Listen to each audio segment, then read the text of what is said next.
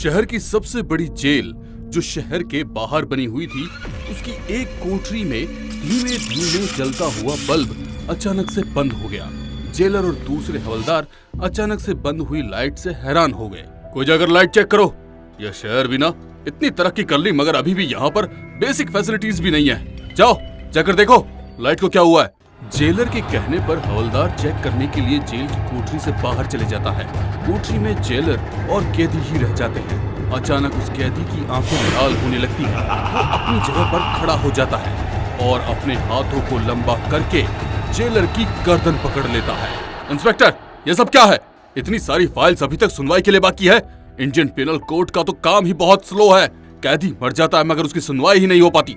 Sir, बात तो आपकी सही है। कई सारे कैदी तो यहाँ पर ऐसे भी हैं जो बिना गलती के भी अपनी सजा भुगत रहे हैं। बकवास मत करो। हम लोग किसी को भी पकड़ते हैं तब उसके खिलाफ सबूत होता है, और उसके खिलाफ सबूत है इसका मतलब वो गुनहगार है। नहीं सर, ऐसा नहीं है। कई बार बेगुनाह भी कानून के लपेटे में आ जाते हैं। ऐसे में कोर्ट में सुनवाई करके ही असली मुजरिम का पता चलता है। मैं पिछले 20 सालों से भारतीय पुलिस को अपनी सेवाएं दे रहा हूँ। तुम्हारे जैसा छोटा सा कांस्टेबल था, अपने बलबूते पर जेलर की पोस्ट हासिल की। मुझे मत समझाओ कि क्या सही है और क्या गलत। नहीं सर, मेरा वो मतलब नहीं था। तुम्हारा मतलब तुम्हारी जेब में रखो। कल से रोज 2 फाइल्स की सुनवाई मेरी अदालत में होगी। तुरंत फैसला, तुरंत सजा। इतनी लंबी सुनवाई के चक्कर में लोगों के मन में कानून का डर ही नहीं बचा है। अब तुम देखना, इस शहर में लोग जुर्म करने से भी डरेंगे।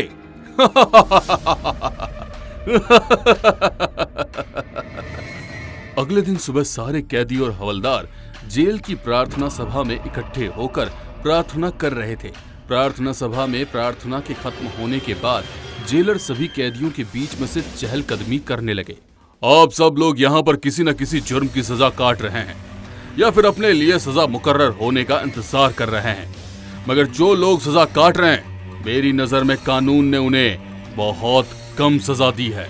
समाज में गंदगी फैलाने की सजा और कहीं ज्यादा होनी चाहिए। तो आज से तुम लोगों की नई सजा की शुरुआत होगी। Be ready. तो चलो सुनते हैं आज किसे सजा मिलेगी। कहते हुए जेलर कैदियों के बीच में घूमने लगा। इनकी pinky ponky father ate donkey. कहते हुए उसने 2 कैदियों के ऊपर हाथ रख दिया। दोनों कैदी एक दूसरे की ओर देखकर सोच रहे थे कि उनके साथ अब क्या होगा। जेलर दोनों को कॉलर पकड़कर आगे की तरफ ले आया। आज शाम को इन दोनों को सजा मिलेगी। आज ये दोनों जी भर के जिएंगे। हवलदार, आज इन्हें इनकी पसंद का खाना खिलाओ। साथ ही ये दोनों आज कोई भी काम नहीं करेंगे। जेलर को इस तरह हंसते देख अब दोनों के दोनों कैदी हैरान हो गए थे। जैसे ही रात का अंधेरा गहराया, हवलदार अपने साथ दोनों कैदियों को लेकर सीलन भरी कोठरी में आ गया, जहां पर जेलर उनका इंतजार कर रहा था। आओ, मैं तुम लोगों का ही इंतजार कर रहा था। इन लोगों को इस कुर्सी पर बिठा दो और इनकी फाइल लेकर आओ। हवलदार उन दोनों कैदी को जेलर के सामने बिठाकर उनकी फाइल्स जेलर के हाथ में दे देता है।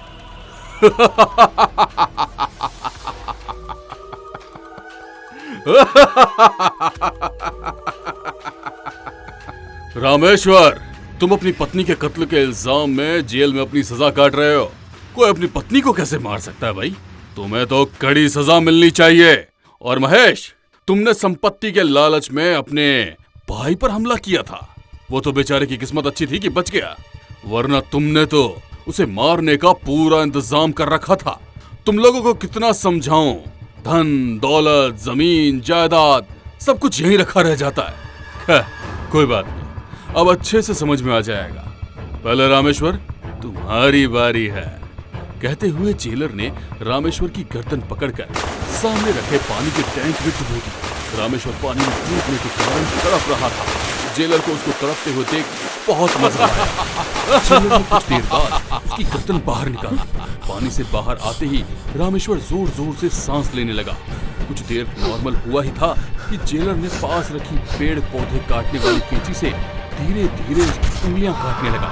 उसकी चीख पूरे कोठरी में गूंज रही थी। उसकी हालत देखकर महेश डर के कारण थर-थर कांप रहा था।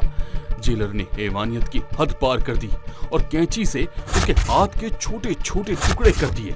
उसके हाथों के टुकड़े जमीन पर पड़े थे। शरीर में से खून बह रहा था। बीच बीच में जेलर उसे मार भी रहा था तो कभी नाक और मुंह से खून भी बह रहा था। इसी हाथ से तुमने अपनी पत्नी को मारा था, है ना? अब हाथ ही नहीं रहेंगे तो बिना हाथों के जीकर क्या करोगे? कहते हुए जेलर ने झटके से उसकी गर्दन अलग कर दी। अब बारी महेश की थी। जेलर धीरे धीरे महेश की ओर बढ़ने लगा। रामेश्वर की हालत देखकर महेश जेलर के आगे बढ़ने पर पीछे होने लगा। उसके चेहरे पर डर देखकर जेलर को हंसी आ रही थी। वहां खड़े 2 हवलदार भी डर से कांप रहे थे। आसपास जितने भी कैदी ये नजारा देख रहे थे वो सब आंखें बंद कर खड़े हो गए। जेलर सभी कैदियों की ओर देखने लगा। अभी जो डर और खौफ तुम लोगों की आंखों में नजर आ रहा है वही डर देखना चाहता था। अभी तुमने रामेश्वर की सजा देखी, अब महेश की बारी है। बोलो क्या करना है? तड़पा तड़पा कर मारना है या फिर एक झटके में मौत दे दूं?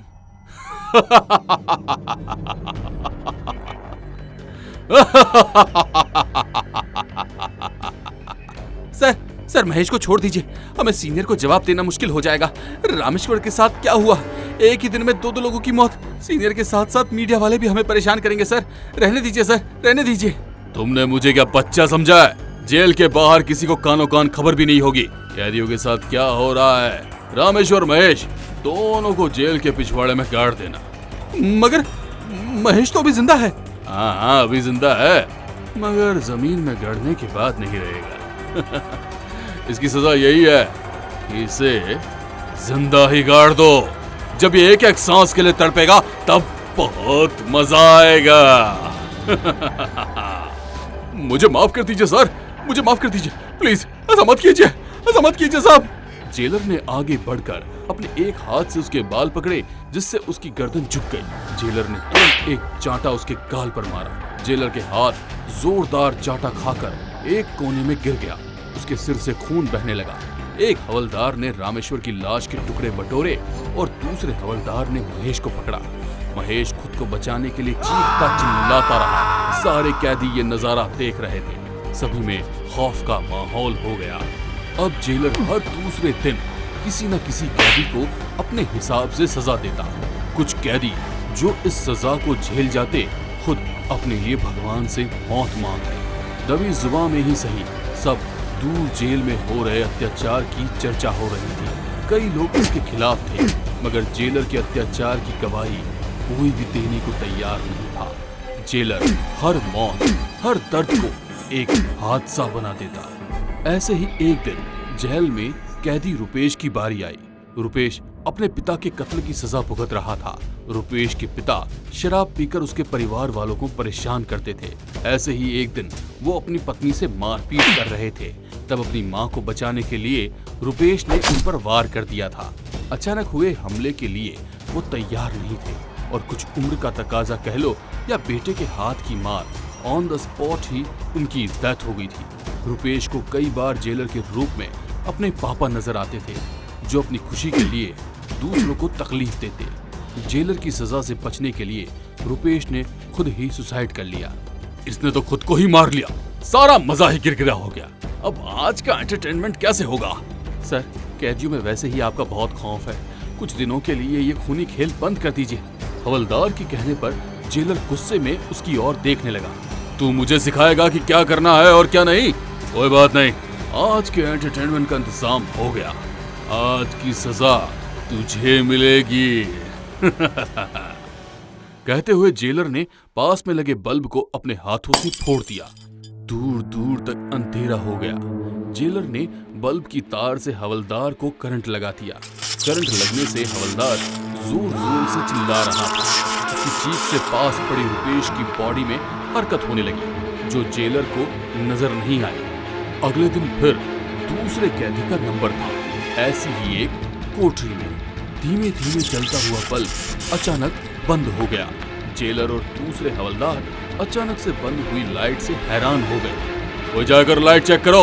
ये शहर भी ना इतनी तरक्की कर ली मगर अभी भी यहाँ पर बेसिक फैसिलिटीज नहीं है। जाओ जाकर देखो लाइट को क्या हुआ है। जेलर के कहने पर हवलदार चेक करने के लिए जेल की कोठरी से बाहर चले जाता है। कोठरी में भी जेलर और कैदी ही रह जाते हैं। अचानक उस कैदी की आंखें लाल होने लगती है। वो अपनी जगह पर खड़ा होकर अपने हाथों को लंबा कर जेलर की गर्दन पकड़ लेता है। उस कैदी की शक्ल में रुपेश की शक्ल नजर आ रही थी। बहुत हो गया तेरा खूनी खेल, अब बदला लेने की मेरी बारी है। तुझे आज कोई नहीं बचाएगा। कहते हुए रुपेश ने इशारा किया तो वहां पर रखी हुई पेड़ पौधे काटने की कैंची खुद ब खुद चलने लगी और जेलर के हाथों को काट रही थी। दूसरी तरफ बल्ब का वायर खुद आगे आया और उसके पैरों में लिपट गया। करंट के कारण वो जोर जोर से चिल्ला रहा था। वही वायर आगे बढ़ा और उसकी गर्दन में फांसी के फंदे की तरह लिपट गया। जेलर के मरते ही वो जेल उसके खौफ से आजाद हो गई। मगर आज भी वहां रुपेश की आत्मा भटकती है। कोई भी किसी को डराने या धमकाने की कोशिश करता है तो रुपेश की आत्मा कमजोर का साथ देने के लिए खड़ी रहती है।